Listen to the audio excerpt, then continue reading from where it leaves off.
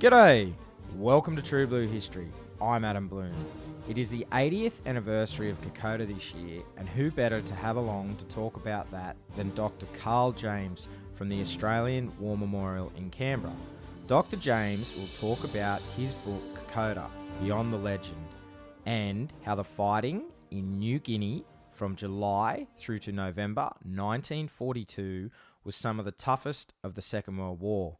The Japanese were rolling through the Pacific in early 1942, and they seemed unstoppable. For the first time, Australia was virtually in the front line and experienced the effects of total war, with the bombing of Darwin in February of that year. For many Australians, the threat of invasion seemed all too real.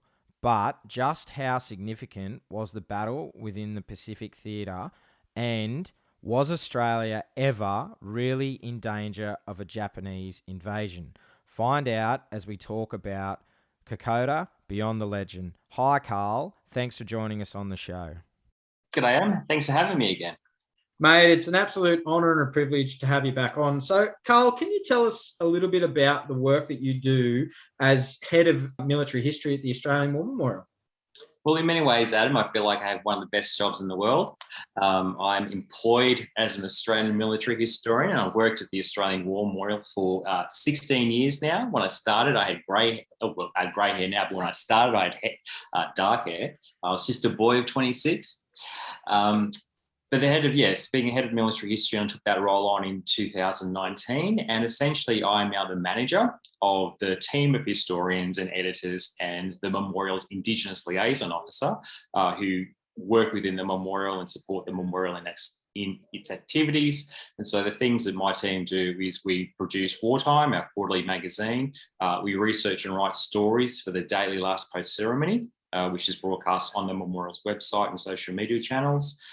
We are curatorial historians or interpretive curators working on exhibitions for the memorial's redevelopment project.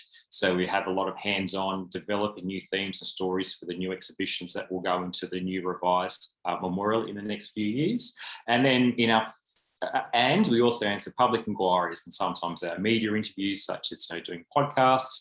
There are people writing in the question about what their granddad did during the siege to Brook.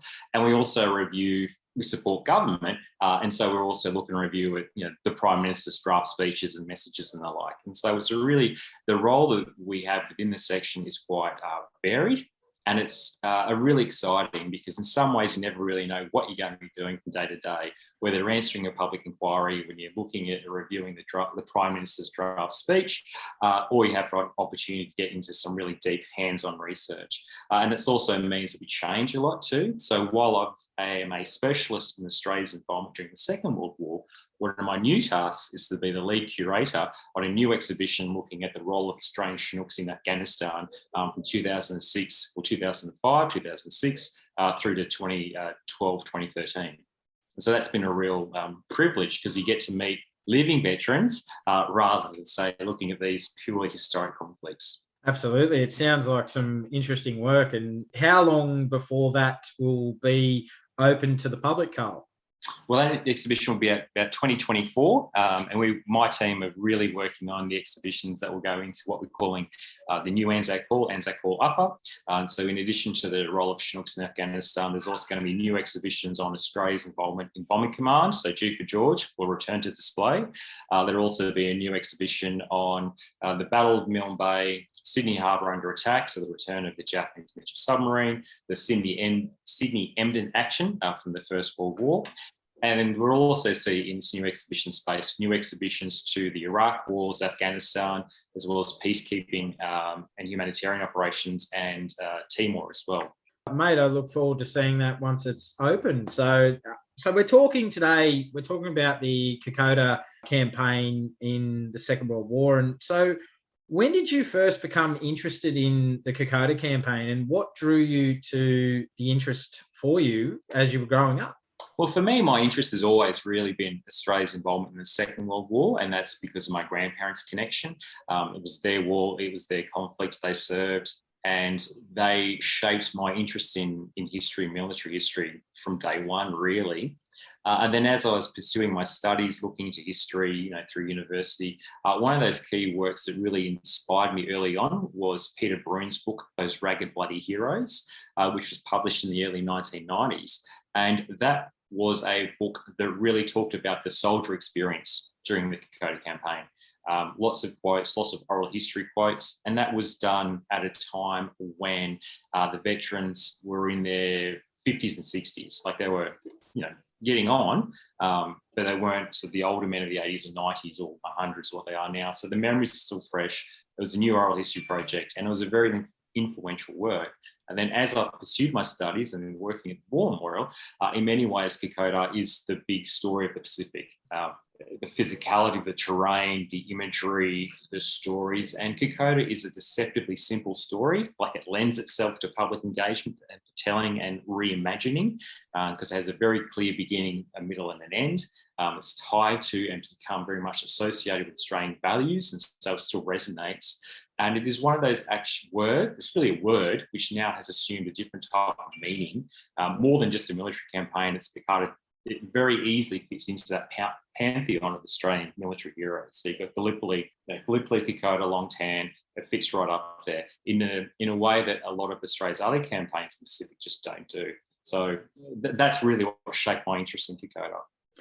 And so your interest was Kokoda, and in 2017, you wrote a book called Kokoda Beyond the Legend. How did that come about?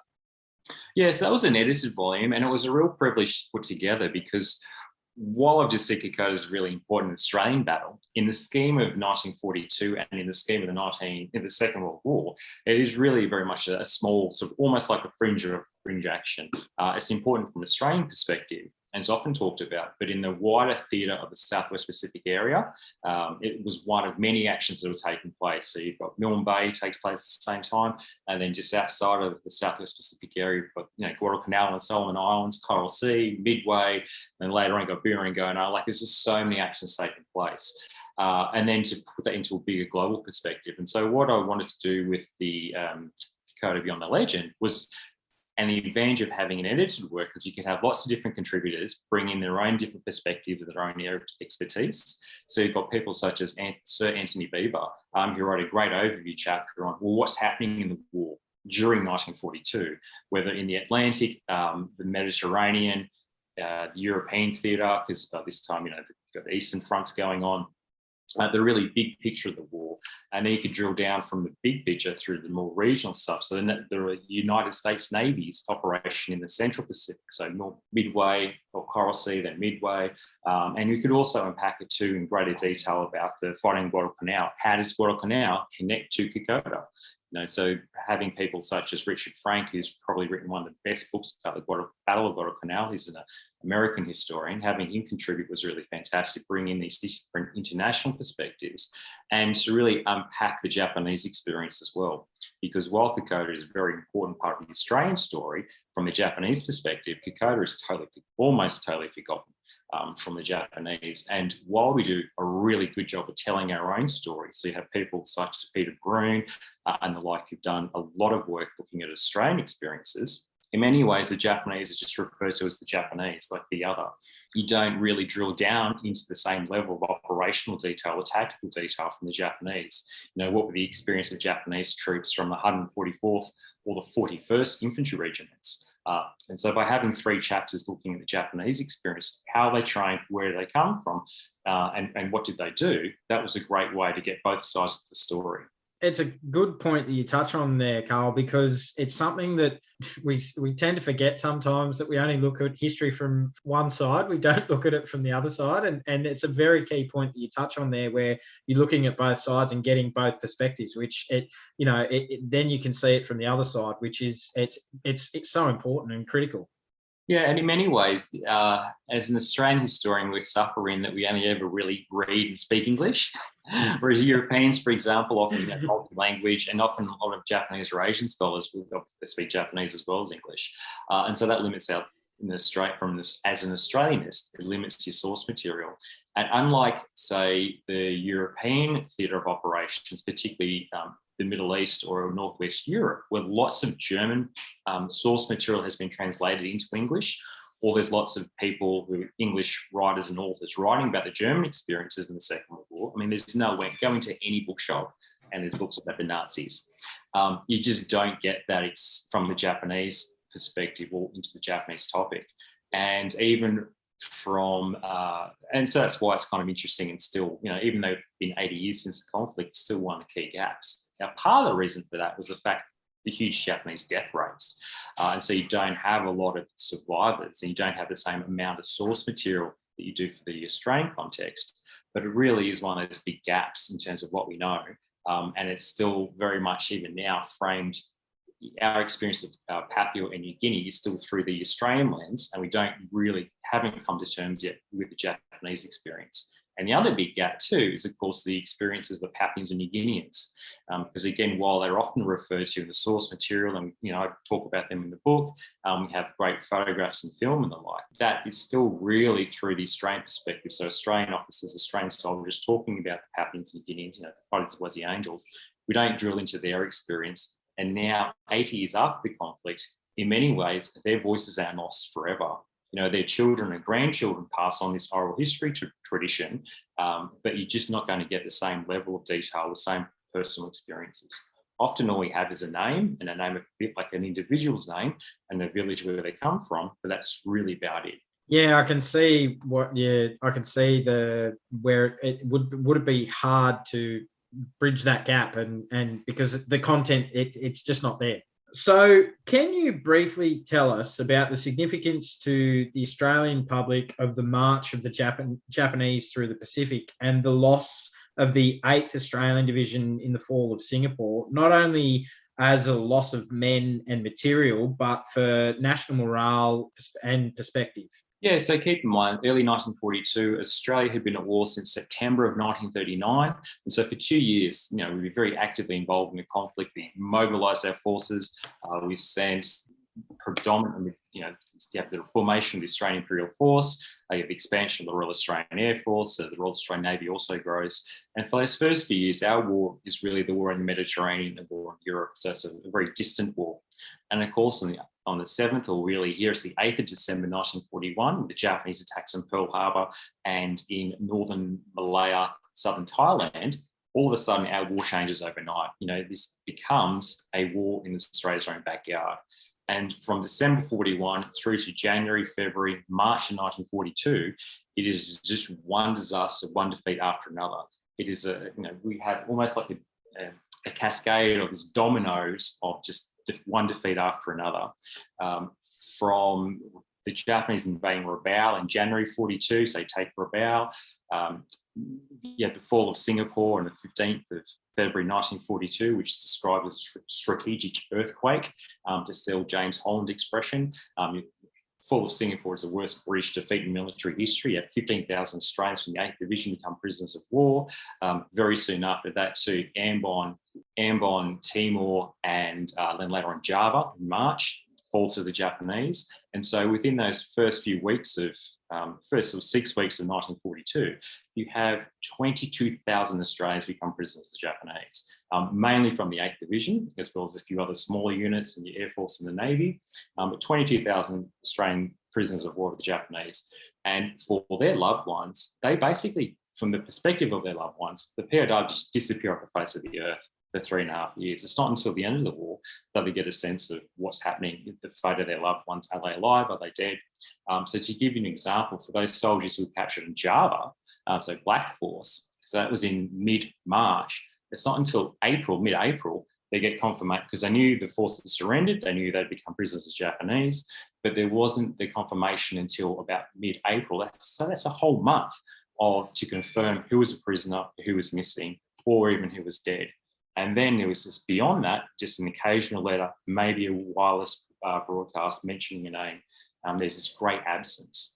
So those first few months of 1942 really are our darkest moment, our darkest part in our history. From a military and strategic point of view, Australia is alone. The Japanese threat seemed to be unstoppable, advancing through Southeast Asia and the Pacific. It's unclear in that first few months too what our allies are going to do to help and support us, because essentially we are largely defenceless. And then from an a private point of view, it's a time of fear, concern, And if you're a relative of a soldier in the 8th Division, just great fear and apprehension and just unrest. It's almost like a sense of grief, but it's worse because they don't know if they're alive or dead. So incredibly emotional time from an individual point of view, a terrible time from a military and political point of view. And it's during those first few months. And I think it's very hard for us, even though we've gone through some of our own trauma, say from 2020 to 2021, it's nothing to what compared to what our grandparents would have experienced or great-grandparents would have experienced during those first few months of 1942. It was almost as though the unthinkable had happened. I remember when I had you on last year and we spoke about the home front, and you were talking about and it's a great point you just touched on with back then as well, they had rationing. So, and you, as you mentioned in that podcast, if you could just briefly explain again what was happening at that point with the rationing. Yeah, so from the 41, we had rationing from about 1940. So that was a limiting on textiles, clothes, fuel and petrol and the like. But from 41, it gradually increased, and from 42 onwards. And that's when it really hit home. And essentially everything, all goods, all commodities were rationed, they were limited. And this was, so you had everyone was issued with ration books, ration coupons. So like little raffle tickets, basically. So if you went to the corner shop to get your food, your flour, sugar, bread, etc., cloth, because a lot of people made their own clothes, all that was rationed, it was limited. And that's partly because of what we had needed to be distributed equally, rather than say the rich can afford to buy more meat or more butter than the sort of working class people. Everything was rationed. And from 42 onwards, that really started to hit home, was ramped up because of this Japanese threat. It's also, in addition to rationing, you have the widespread mobilisation of the militia. So this is a little bit like the Australian Army Reserve. So people called up, so they're conscripted into the army, as well as by having the volunteers in the Australian Imperial Force. It's the time from during the back end of 42, the Americans start to arrive in mainland Australia in large numbers, which is a positive. But we need to feed the Americans as well as providing our own resources. And you still have the attacks in the Australian mainland as well as attacks in Australian waters. So as I mentioned earlier, Singapore falls on the 15th of February 1942. 4 days later, Darwin is attacked for the first time. It was the most largest and destructive air raid. It was the first of some 64 air raids on Darwin and surrounding areas from 42 to 43. In total, there's something like 100 attacks in Northern Australia. During that period, you have the Japanese attacking Sydney Harbour on the 31st of May, 1st of June, 1942. Newcastle's also shelled. There are Japanese sea mines on the east and the west coast of Australia. Ships are sunk, such as the Australian hospital ship Centaur in 43. This is really serious. Like, it's not just here's this conflict and a territory to Australia's north has been occupied, invaded. The mainland is coming under attack from sea and from air. There is this concern of a Japanese invasion, or at least raids on the mainland. And during those first few months of 1942, this really does seem as though we're alone. And so the rationing is part of that. There's also blackouts, shutouts, air raid wardens. People are here in Canberra, in the Rose Garden near Old Parliament, was called as Parliament House. They dug air raid trenches in the Rose Garden. People in Melbourne put sandbags in the windows of large public buildings. In Wollongong, where my grandmother was a schoolgirl, they had an air raid shelter, and the next door neighbour had an air raid shelter. This was serious. And my granddad, who at that time was a young man, he was called up, and so he was conscripted into the militia around about this time. He was issued with a Thompson submachine gun, but he didn't have any ammunition. But that was the great demand, the real fear at this time. There was this need for mass mobilisation. And so the story is that Granddad said, we need to give this Thompson submachine gun without any ammunition, so there's no bullets. It's like, what am I supposed to do with this? And apparently Sergeant said, well, you hit him over the head with it, son. Mate. He had the uniform, he had the weapon. And then, they mobilised the 34th Battalion. And so they marched up and down the streets in their boots and so forth. And then Grandma, who was a schoolgirl, says before they got married, she would see these soldiers, and that was reassuring. It was comforting, because at least it looked as though things were there. But, this is a time which is still hard to comprehend. Imagine Sydney, Bondi Beach with barbed wire along the beach shorefront, with barbed wire, with small boats being restricted because they didn't want the Japanese to attack this to take the small boats to conduct raids and operations. It was the time of total government control too. So this is when the federal government really assumes control, becomes the dominant government agency within Australia and takes it away from the states. Like everything is happening in 1942. It's really the key year. It was something that when I read in your book, and I didn't know that the wind dam in Western Australia was also bombed. It was something that I know that Darwin was bombed, but I knew about Sydney, but it was something that was very interesting. When I read that, I went, oh, I didn't know that. So the Japanese were attacking right around Australia, not just Darwin and Sydney. Yeah, that's right. So Wyndham's bombed a couple of times. Broome was hit in a very bad raid in March of 1942.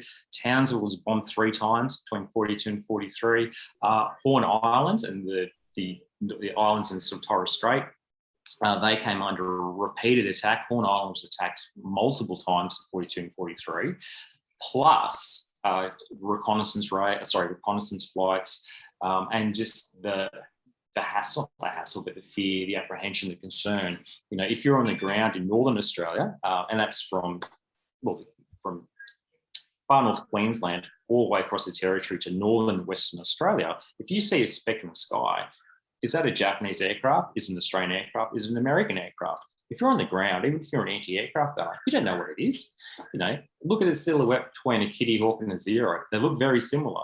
But that's the concern and the fear that really fed into this time period. And there's a reason for that, because during this first half of 1942, especially in our theatre in the South Pacific area, it seems as though the Japanese are unstoppable. Is it true, Karl, that more bombs fell on Darwin over the 42 and 43 than the whole of Pearl Harbor? Is that true? Yes, but. Yeah, I like this. Yeah. That's where I'll be a historian. Well, actually, so in that first raid, some 254 Japanese aircraft hit Darwin on the 19th of February over 2 raids. One was around 10 a.m. and there was the second one at midday. So more bombs did fall on. The number of bombs was greater that fell on Darwin than fell on Pearl Harbor. However, the tonnage of bombs, so the bombs that more powerful bombs fell on Pearl. So less bombs, but the bombs themselves are more powerful than the smaller bombs that dropped in Darwin.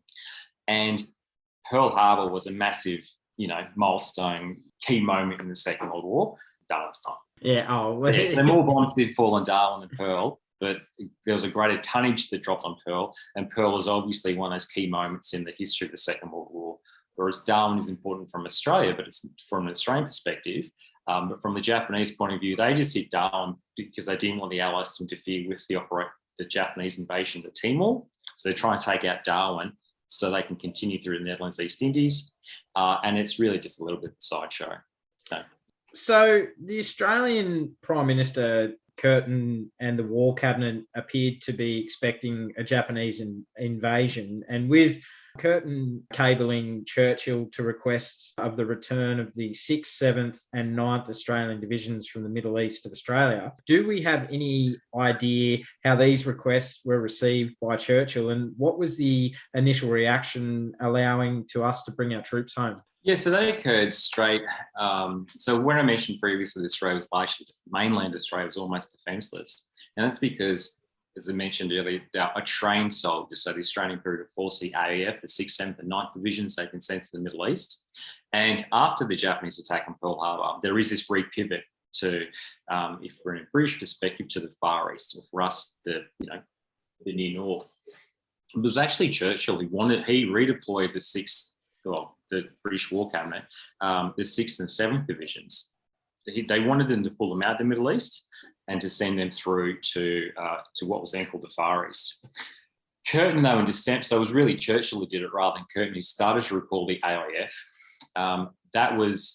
Curtin was supportive of it, but in December of 1941, Curtin gave a very famous radio broadcast to Roosevelt and the Americans, where Curtin essentially says that free of any pain in the past, we look towards the United States to help us, rather than our traditional allies with Britain.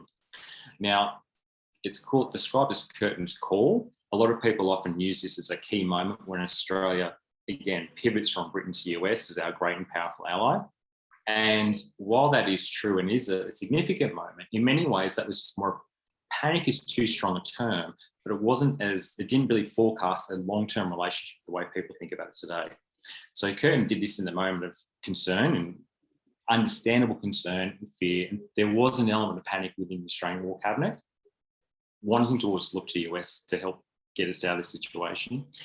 But when the message was received in Washington, FDR, so Theodore Roosevelt, the US president, didn't really receive this very news or his request favourably. And likewise, Churchill was incredibly embarrassed as well. And as it turned out, Churchill and FDR are actually meeting at that time after the Arcadia conference, where they're talking about the future of the war.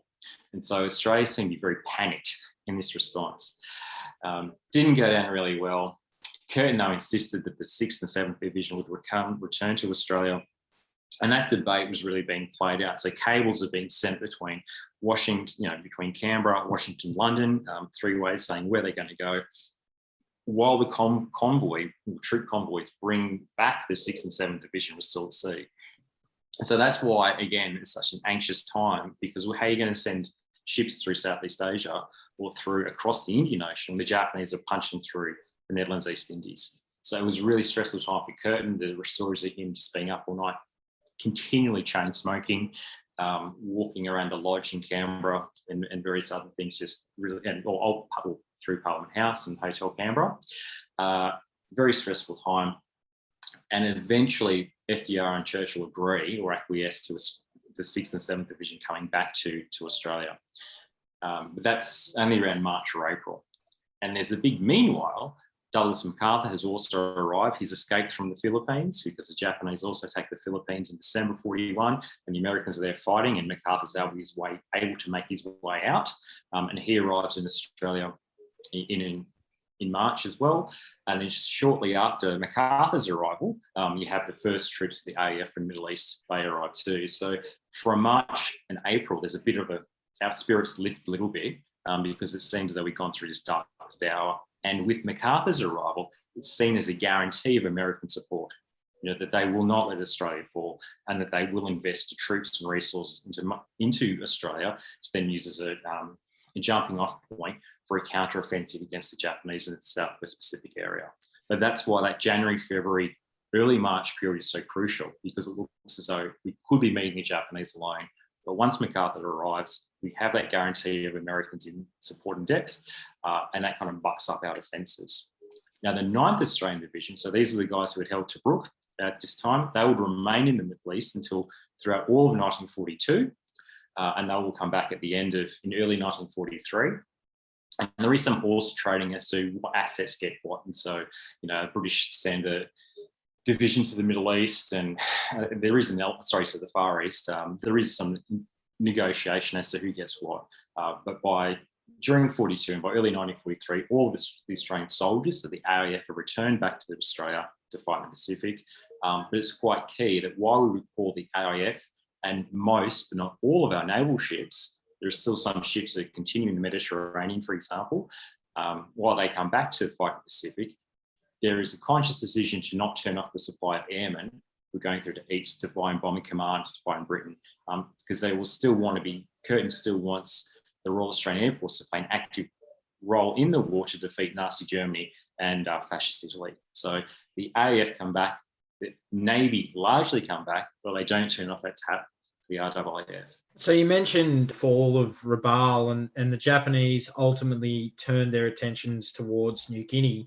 Could you briefly explain to us Australia's relationship to New Guinea up until that point? Yeah, so the Japanese take Rabaul in January 42, and Rabaul becomes the major Japanese base in the Southwest Pacific area.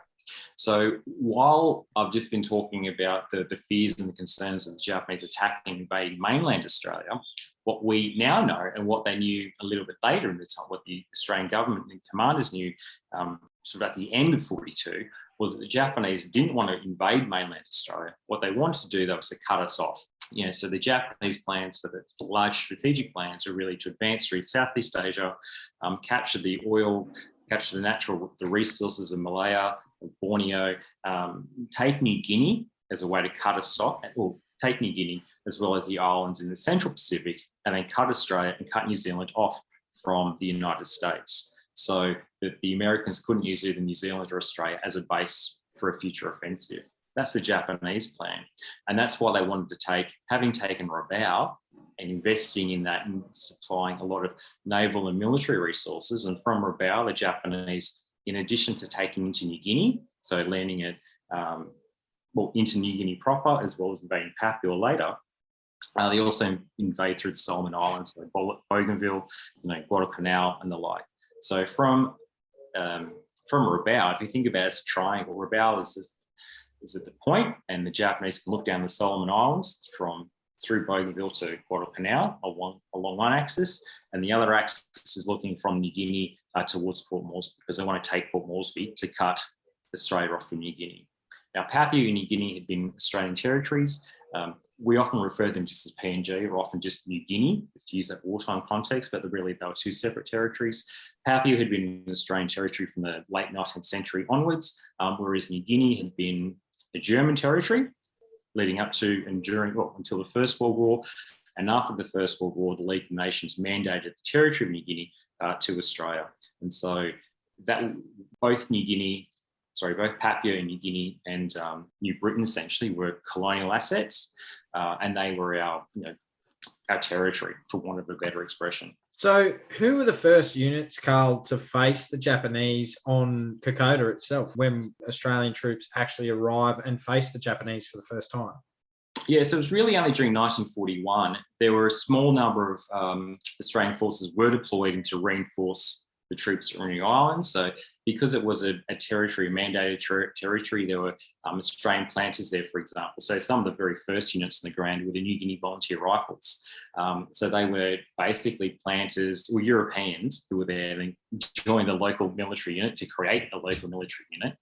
And then during the back end of 1941 and the earlier part of 1942, you do have a small number of military resources go from mainland Australia into Port Moresby. But for most of that 41, early 42 period, Port Moresby really was a military backwater. It's very small resources and defences. And what units were there, such as the Militia 30th Brigade, which is a militia formation, they essentially went to Port Moresby and they worked in the wharves, they built airstrips, they laboured.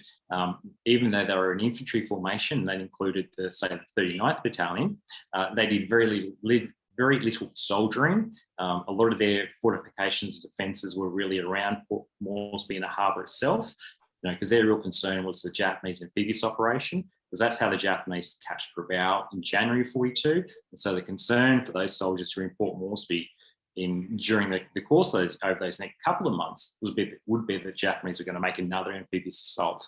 Now, that's what the Japanese tried to do, but their invasion convoy was stopped during the Battle of Coral Sea. And so the Japanese troop transports had to turn back to Rabaul, and that's why the Japanese had to think of an alternative way, which subsequently led to the landing on the north coast of Papua around Buda and Gona, to try to make their way across the mountains. But during those first few months of 1942, you've got a small number of militia units, the 30th Brigade, the 49th Battalion, the 39th Battalion, the 53rd, a few others, some anti-aircraft units, some squadrons of the Royal Australian Air Force. There's a very slow build-up from about mid-42 onwards. And the first raid in Port Moresby occurred in February.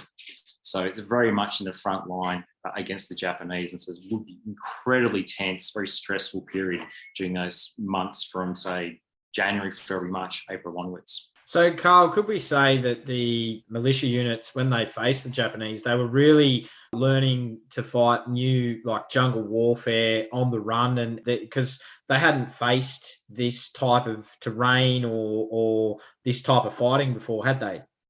Yeah, that's right. So the 39th Battalion, they were the first. So there's also the Papua Infantry Battalion. So this was a unit raised in New Guinea or around Port Moresby. The soldiers were Papuan, but they had white or Australian officers and non-commissioned officers, say corporals and sergeants. There were also small elements from deployed in that north side of Papua. But the 39th Battalion were one of those first Australian units that were sent to Port Moresby.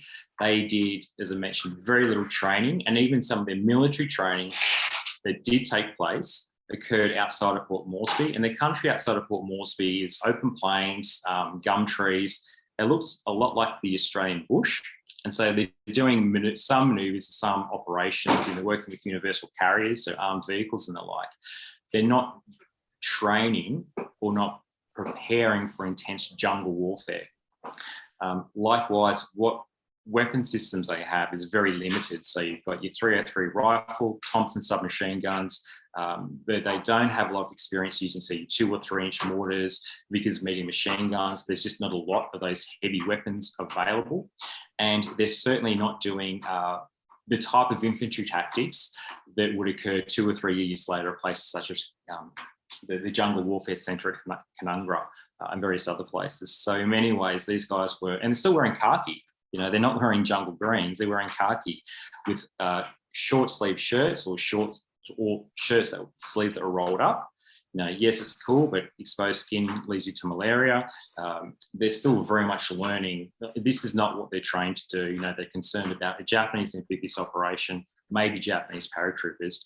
They're not really prepared to march across the Young Stanley Range and to fight in the jungle. Battalion is what people often refer to, but that lack of training, the lack of preparation for jungle warfare, all these units in Port Moresby at that time, so that mid-42 period, they're all in the same situation. Because the Japanese, Karl, they'd had a lot of jungle experience, hadn't they? As they were coming through leading up to Kokoda, hadn't they?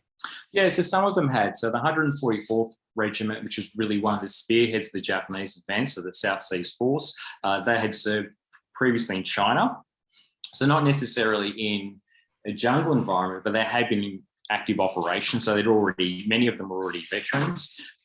They had also been used in other operations in the Pacific before they go to Rabaul, and then they deploy to, say, to Papua.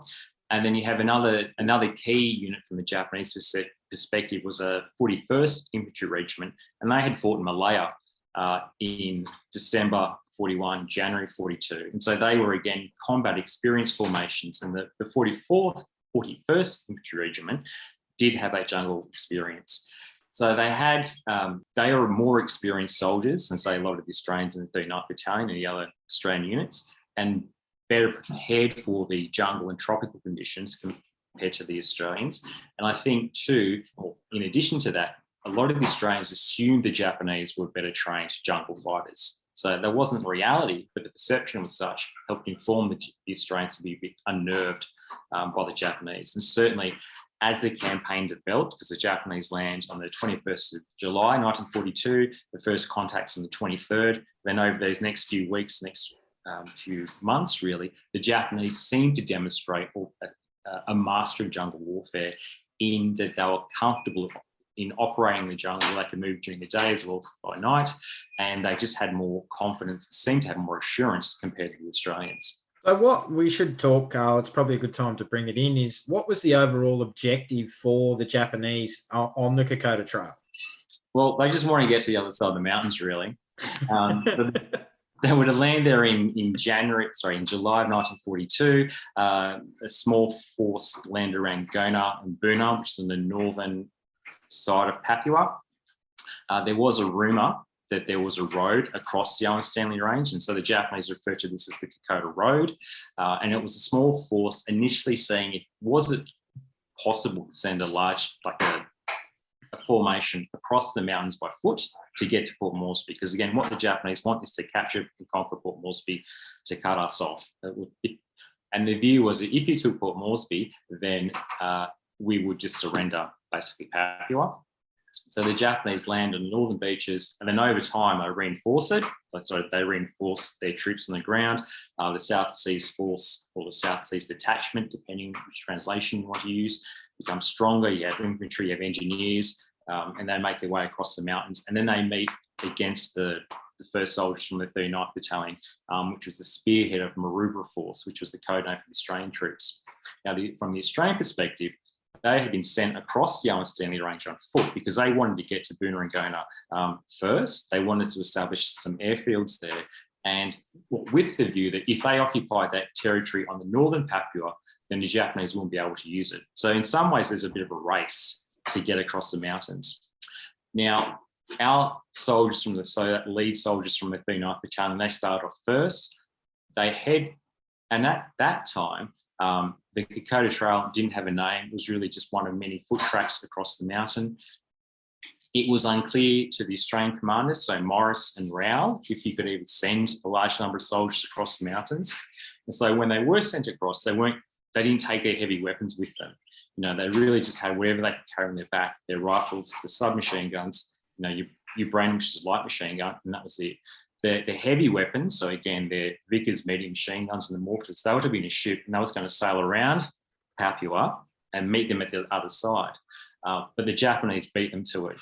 So that's why there's that clash. And so why the 39th Battalion, when they're making their way across the mountains and when they're fighting at Kokoda, and then later on in Sarava, why they don't have their heavy weapons with them. So can you just give the listener a brief description of what the terrain's like and what the actual conditions were like on the trail? Yeah, so the Kokoda Trail itself, it's 96 kilometres long. It cuts across the spine of the Owen Stanley Range. So if you think of Papua, it looks a little bit like a boot at the bottom end of New Guinea. And the Owen Stanley Range is essentially its spine that runs along, that divides Papua between the north and southern parts of the island. Port Moresby's on the south. Yeah, Owen Stanley Range, is a formidable, formidable mountain range. And then Kokoda and Booner's on the other side, on the northern side. So the trail itself is 96 kilometres long. It runs from Owers Corner on the southern side across the mountains to Kokoda on the northern side. And it's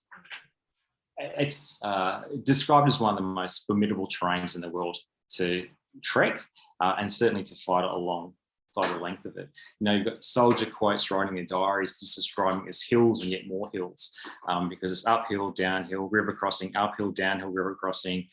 The physically is incredibly tough. There is soldiers' accounts after 2 or 3 days of them already being exhausted and trying to climb up the Golden Staircase, for example, which is stairs cut into the side of the mountain. And when they mean cut, I mean some engineers have gone along and dug out little steps into mountain ranges, into the climb. The jungle itself is so close and claustrophobic. So you essentially just they were following a dirt track. You have thick foliage, thick jungle in some parts. Other times it's like you got kuno grass, and so you have a combination of kuno grass. Other times it's really dense jungle, low scrub. You can't, with a jungle canopy, you can't always see the sun, and certainly the perspective and some of the confusion from the soldiers was such because they're always trying to move to the high ground. They couldn't see what the high ground was. There's no visibility, so it's really just following this trail, winding up and down. And from the Japanese, and while the Australians had some maps, the Japanese on their other side, they had virtually no maps and no real knowledge of how to get across the mountains. And that's partly why this campaign, there's different ebbs and flows during the 4 months that it took place. But yeah, very tough, very formidable terrain. It's hot, it's humid, you wet all the time because of the rain, river crossings, perspiration, can be quite claustrophobic, very limited visibility. At night, it would have been pitch black, like you just couldn't see anything apart from noises, or you couldn't see anything, and that's why noises are there. Is it a pig? Is it a Japanese soldier? Is it your mate who's dug out of the trench to go to the toilet? Very, very formidable terrain. And again, these are soldiers in the early piece who were new to combat, had been in the army for several months, but they weren't the combat-hardened veterans of the AAF who would later come on, say, from August onwards. So physically demanding, very tough, and just exhausting. And it becomes, from the images that I've seen over the years, Karl, like fighting in the mud, like essentially fighting in the mud. And there's a famous photo that you see where the boys are trekking up the trail and one looks up and they literally look like they are struggling to get up the side of a mountain. And is it very similar conditions to, say, fighting in the First World War to the Somme in the winter of 1916 and then obviously into Flanders? Is it similar to those type of conditions faced by the men in the First World War? I think similar in the fact that the terrain, the environment, the climate was such a factor. And so that photograph of those soldiers from the 39th Battalion marking their way up in the mud. And this is one of the things that Damien Pera, the Australian war correspondent, really captures in his film Kokoda Front Line. It's not the fighting, it's actually the conditions. So it is walking or trying to climb up through mud, and you see guys put their foot into the ground and mud comes up past their ankles, almost to the knees at times. Having to use sticks, like they're not, there's just sticks to help. Today they'd be trekking poles, but back then they were just sticks to help them partly keep their balance, but just use their upper body to help lift and to maintain the momentum, to help their legs move forward. So that was physically exhausting. And keep in mind, these were soldiers in their 20s who were already incredibly fit. And then they're thrown into this environment and they're struggling. And so while the 39th Battalion had been there for several months and they have a period to be acclimatised, later on during the campaign, when the AIF units come in, so the 21st Brigade and then later on the 25th Brigade, these are soldiers arrived from the Middle East. And the 25th Brigade have about 2 days in Port Moresby before they're sent up the Kokoda Trail in October of 42. And so they haven't even been acclimatised to the conditions of terrain. The humidity saps, your strength, just takes out your energy. So certainly that the environmental factors were very key. So soldiers arrived in the battle space already exhausted. It also meant that when your soldiers are moving up the line along the Kokoda Trail, the line itself becomes quite strung out, because some soldiers and some people could climb, they could go up a hill better, whereas others were better coming downhill. It meant the lines of communication became, or not the lines, but lines became tangled. Units often became intermixed because people were just moving at their own pace. The bringing up of food became quite difficult in stores because they had to learn how to create a forward operating base in that type of tropical conditions. So you don't want your cans of bully beef, for example, to spoil in that environment. What type of water do you drink? You've got your water in your water canisters, but if you're drinking out of a creek, well, that might seem nice if you're the first person. But if you're the 100th bloke is coming through, by that time that water source is muddied, it's dangerous. They don't have any anti-chlorine type of activity, so you can get sick from drinking contaminated water. Because it was across the mountains with the rain, flying in Guinea today is still quite dangerous, let alone 80 years ago. It meant it was difficult for the Allies to bring up airdrops of supplies and food to support the Australian forces. So certainly they were a huge factor in not just, well, partly the physicality of operating that situation, and soldiers being exhausted, confused, disorientated.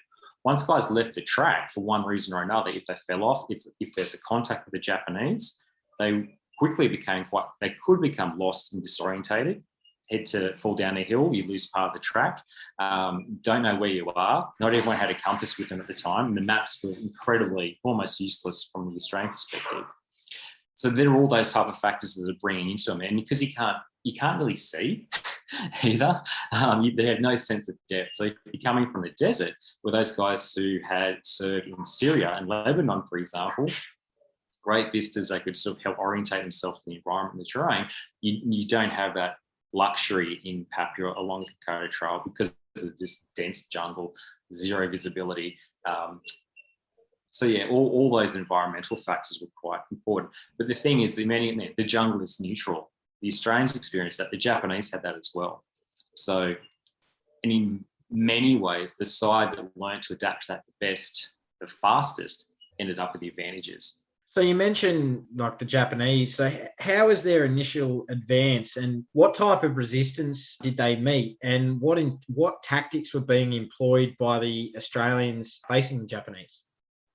Yeah, so it's actually kind of a relatively slower campaign. And so it takes 2.5 months for the Japanese to eventually move from the north side to getting to Uriabiwa in early September. So land in late July, and it takes them that long to get across the Iron Stanleys. And from the Australian perspective, essentially it becomes a fighting series of delaying actions. So the control for Kokoda itself is contested. The 39th Battalion hold it and defend it in that late July period. Later on, they mount a counterattack and recapture it in the 8th of August. Later on, it's only to lose it again a few days later from the Japanese. So the campaign has its own ebbs and flows. Partly it depends on which side receives the reinforcements first, because both the Australians and the Japanese are sort of trying to send troops up the line. and whoever has the numbers partly has the advantage, and which is why there's a bit of ebb and flow to the pace of the campaign. But from August onwards, it really becomes a withdrawing, delaying action from the Australian perspective. The veterans used to say it wasn't a retreat, it was a withdrawal, because in the main body still kept its force together and were able to fight. Essentially became this series of delaying actions. But you have some very vicious fighting at Isarava, for example, in August. So this is where Bruce Kingsbury is awarded a posthumous Victoria Cross for his actions. Then there's a very bloody battle at Brigade Hill, where essentially the Australian Brigade headquarters is cut off and surrounded by the Japanese, who just outflank, enfilade and outflank the Australian positions. And there's some moments during that fighting where the Australians have to conduct a bayonet charge just to break through the Japanese lines to get to the end. But it's just a series of one delaying action after another as the Australians are falling back. So they are trying to be resupplied with soldiers as well as food and resources and the like. But the momentum of the campaign is really with the Japanese, who have additional firepower. So they have mortars. So they have a small number of mortars as well as a small number of mountain guns. So they actually have some artillery to just blast the Australians out of the way. And the Japanese are also really prepared to take heavier casualties than what Australians are prepared to suffer. But from the Australian perspective, because they've been there for a while too, in addition to the combat losses, you have people getting sick, people getting lost, people getting disorientated. So after that Battle of Brigade Hill, for example, the bulk of the 2nd 22nd Battalions, the 2nd 27th Battalion, are essentially knocked off the track, and they have to make their own way through the bush, trying to get back to Port Moresby. And so by late August, at the end of August, the 2nd 14th and 2nd 16th Battalions are so run down in terms of the soldiers. Both battalions started the fight with about 700 men.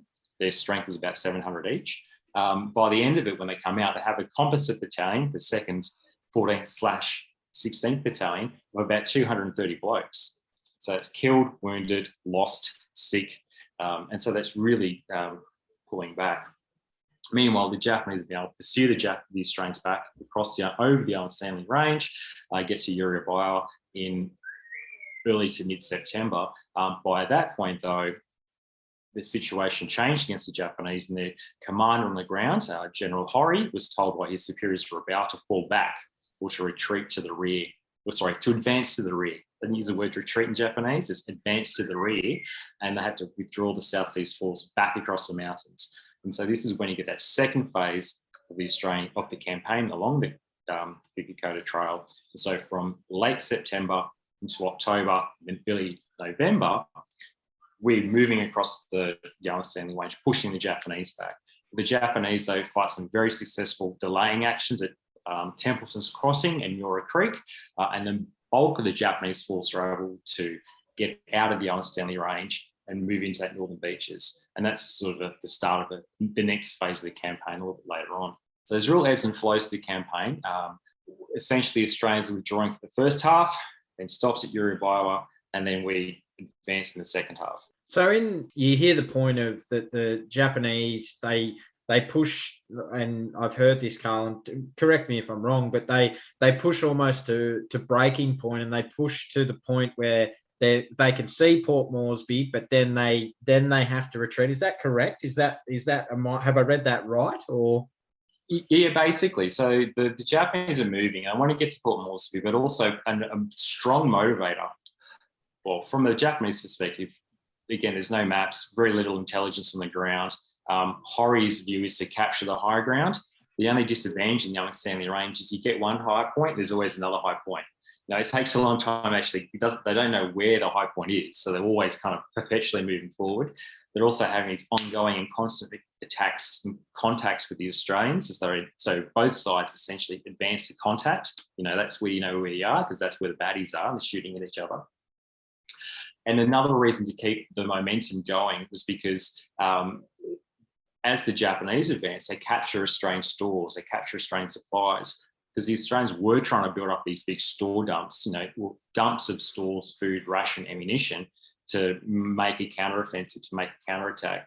And so once the Japanese get to places such as Myola, which have been used as a big supply base, this is when they can eat, this is when they get food, condensed milk and bully beef. Now, yes, some of that had been left to spoil, and so the Australians had their tin of bully beef and, put a tin open and put a hole in it so it would go off and make them sick.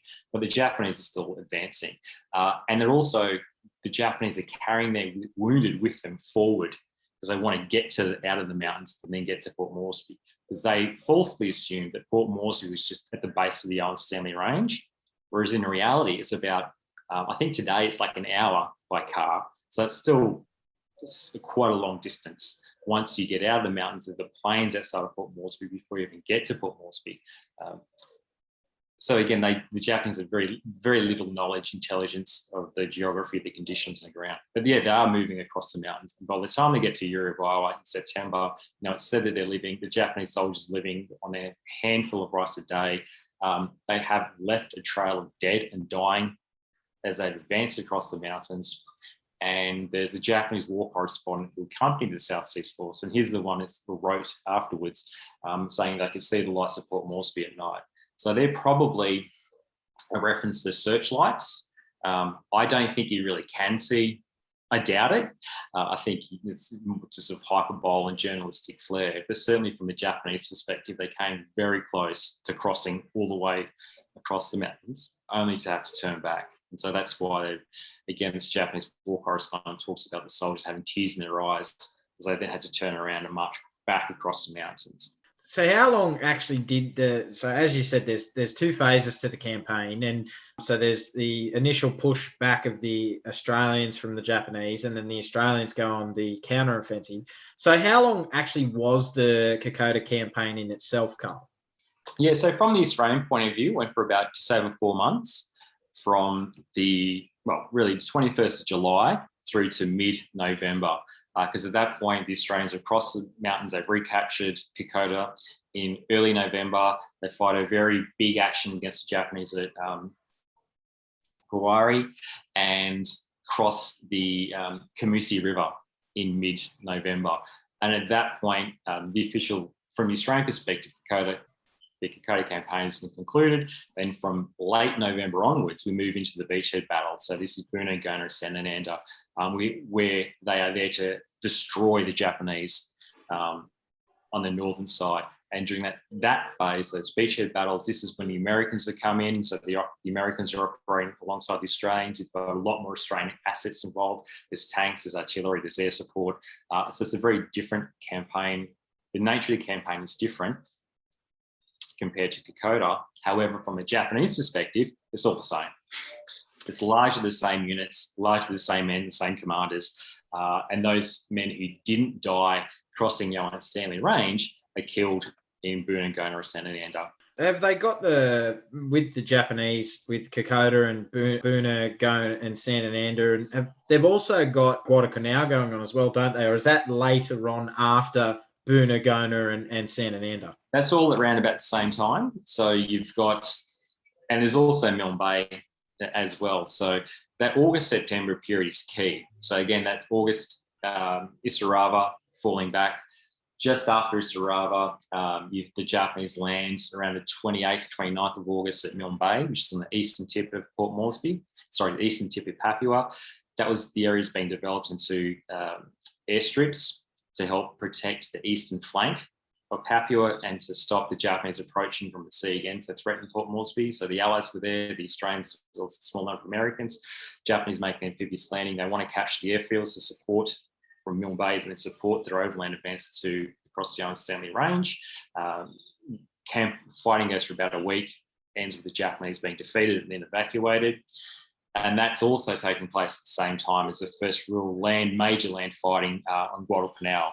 So the Japanese had taken Guadalcanal, essentially just walked in, the US Marines land, fight a campaign, establish a base, have a really big fight at a place called Alligator Creek, where the Japanese suffer their first major defeat on land. And then the fighting in Guadalcanal kicks off throughout from August for the rest of 42 and only concludes in 43. But from the Japanese perspective in Rabaul, they see the fighting at Guadalcanal is key. Papua and Port Moresby secondary to Guadalcanal. And so from August and September, with the fighting in Guadalcanal turning against the Japanese, that's why the Japanese commanders at Rabaul tell Hori on the Kokoda Trail to fall back. Their view is that the Japanese can't support the two campaigns at once. They'd already lost. Milne Bay was a defeat. They can't continue fighting on the Kokoda Trail and keep to supply the Japanese base in the northern beaches as well as Guadalcanal. So they're going to focus on Guadalcanal and let Hori and his force fall back to the northern beaches, secure the northern beaches with the view that they can make a counterattack at some point in the future. And it's also worthwhile mentioning too that, again, while this is all happening, there's also the Japanese up in New Guinea proper around Lae and Salamala are there, and you have the Australians at Wau with Kanga Force sort of watching and monitoring too at both sides. So there is a lot going on in that August-September period. So what was the cost of the Kokoda campaign on both sides, Karl? What are the official figures? So something like around about 600 Australians are killed from that July through November period from the Australian perspective along the Kokoda Trail. And in total, it's about 2,000 Australians are killed in Papua. So Kokoda, Milne Bay, as well as the beachhead battles. 2,000 is heavy, terrible loss, but the Japanese numbers are far higher. It's thought of at least 5,000 Japanese soldiers died in the fighting in Papua, but it's really hard to, because they're the same units, to pull out from a Japanese perspective who was killed at Kokoda versus who was killed at the beachhead battles. But many more Japanese are killed fighting in Papua. And just to give you an example, so from the 144th Infantry Regiment, so when they were mobilised in Japan, they had 3,500 soldiers. They were then, during the fighting in the South Pacific, they received another 1,100 reinforcements, but they lost about 3,200 men in total from the 144th Infantry Regiment. And then the 41st Infantry Regiment, when they were mobilised, they had a strength of 2,200. And it's thought about 2,000 of those died in Papua, Kokoda, as well as the beachheads. And so only 200 men from 2,200 returned to Rabaul. Wow, those numbers, Karl. Wow, I didn't know they were so high. Like I knew they were high, but not that high. That only 200 men back to Rabaul. That's okay. You can really see how desperate and as you said, disease, the fighting, like you could see the numbers, like they're big numbers. To only have 200 men come back, I can see why the fighting on Kokoda was so intense. It's intense, and it's a different culture to the military ethos. Not from the Japanese perspective, not surrendering, dying of sickness, disease, being shot, being blown up, being bayoneted, not surrendering to an enemy. And also from the Australian perspective, not always honouring a surrendering soldier. The number of Japanese soldiers who were captured along the Kokoda Trail is very small. To be fair, the number of Australian soldiers that was captured by the Japanese was also small, and they were all executed. Yeah. So people like Sam Templeton, Arthur Key, and various others who were known to be captured by the Japanese early on in the piece, and their names appear in Japanese. We call them ACES bulletins in Japanese documents. So we know they're captured, they're interrogated, and then they just disappear from the record. And the assumption is, or the belief is, that they're executed either in the northern beaches area, such as Sam Templeton, or taken back to Rabaul and executed there, which is, I think, what happened to Arthur Key from 2nd 14th Battalion. So in your book, Karl, there's a quote that I'd like to read and then get your opinion on. So the quote states, "The Australians who served here in Papua New Guinea fought and died not in defence of the old world, but the new world, their world. They died in defence of Australia and the civilisation and values which had grown up there. That is why it might be said that for Australians, the Battle of Papua New Guinea were the most important ever fought. Why is the Kokoda campaign so important to Australia's military history?" Well, it's a great passage from Prime Minister Keating when he delivered it in 1992, an Anzac Day 1992. And this is the time when there's this real shift towards Kokoda becoming sort of one of the more dominant experiences from Australia's military history. And I think, well, I don't really think it. It's Hank Nelson's argument, and I think it's a really good synopsis. Why does Kokoda work? It's because there's a whole range of different reasons. Partly it's because it was fought on Australian territory. It was fought under the control of Australian commanders, so people in Port Moresby and the like. It's not influenced by the Americans. So it's on Australian territory. It's an Australian battle fought by Australian soldiers who thought, if we don't stop the Japanese here at Kokoda or Disarab or Brigade Hill, then if we don't stop them here, what's to stop them getting to Port Moresby or mainland Australia? So it has a very strong sense of Australianness.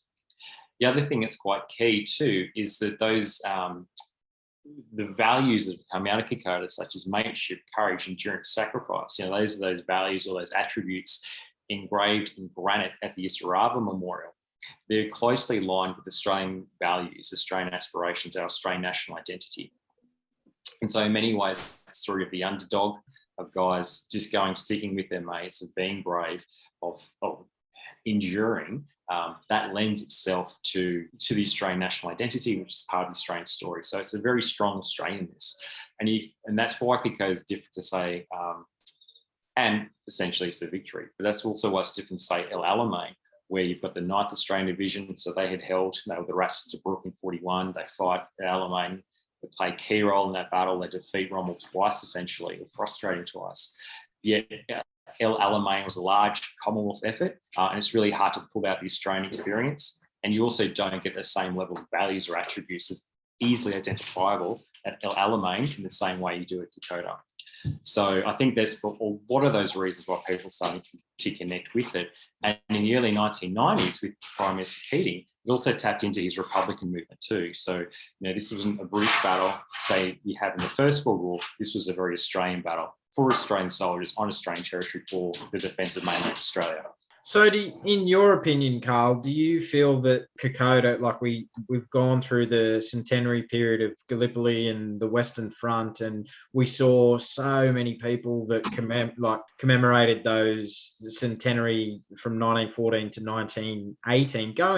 Going forward, do you feel that Kokoda will hold up the same sort of, people will get behind it as much as they did remembering Gallipoli and also what we did on the Western Front? It's a really interesting question, and I just don't really know. I'd like to, but I think in some ways we've now moved out of, because that living connection is passing.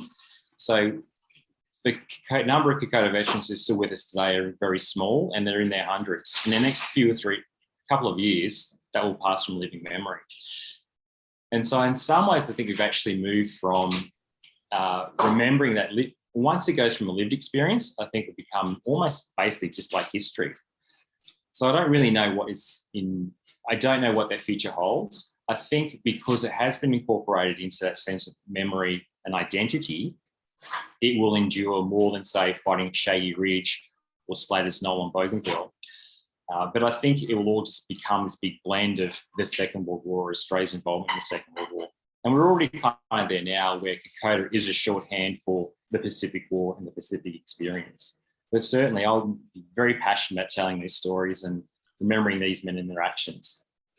Absolutely, mate. I think it's an important point that you touch on, and it was going to be my next question to ask you, what you want Australians to take away from the Kokoda campaign. But as you've said, it's just a remembrance of, and I feel that it's a sense of, like you just said, Kokoda seems to be, that was the whole Pacific experience. And it's not, is it? That's only the start of what the next, right up to the end of 1945, what was happening in the Pacific.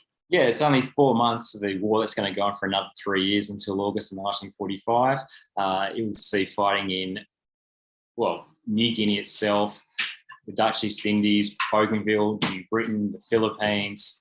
It's going to continue for much, much more, plus the POW experience of people that captured Singapore, working the Tai Bima Railway, working in mines in Japan. It's the big 3.5 year war. It's not just 4 months. I feel that, Karl, it's something that, as you just mentioned again, like you mentioned, the Thai Burma Railway, the death marches, all those those are periods of the Second World War that really that from a history perspective, they're parts that we can look into as well and learn from those those experiences and what those men endured, and also the POWs. Exactly, like the whole Second World War campaign is just it's a fascinating part of, as you say, Australia's military history that is, as you said, it's not really looked at as it should be. You've got nearly 1 million Australians who were uniformed during that conflict, and so you've got 1 million stories. And it's our job to tell new stories, to ask new questions and then tell new stories, but also to identify what are the stories in the book. Absolutely. And why is it, Karl, in your opinion, why is it that Australians don't seem to commemorate victory in the Pacific like the Americans do, and also the British do with their VE Day? Why do we not hold a higher significance? Because it was close to, it was on the war was close to our doorstep. I think it's because of the dominance of Anzac Day. Anzac Day is the day of national commemoration for all of our wars and conflicts. We also have Remembrance Day on the 11th of November. And so with those two national days of commemoration and reflection, there's probably not a lot of space in our commemorative calendar for new conflicts or wars. Particularly, I think too, because of COVID, it's probably meant there haven't been those opportunities for a lot of those veterans to come together for what would be their last time. And so COVID has taken away that last opportunity for us to say thanks on a large national scale. Absolutely, and mate, it's something you've just touched on. We're losing these veterans at an alarming rate, and it's something that we need to try and do the best that we can to remember them, and exactly what you've said throughout the whole podcast. So, Karl, how can people get a copy of your book? How do they get beyond Kokoda, the legend? Yeah, well, all good booksellers. You can buy it online. You can order it from the War Memorial's website. If you do that, drop me a note and I'll sign it.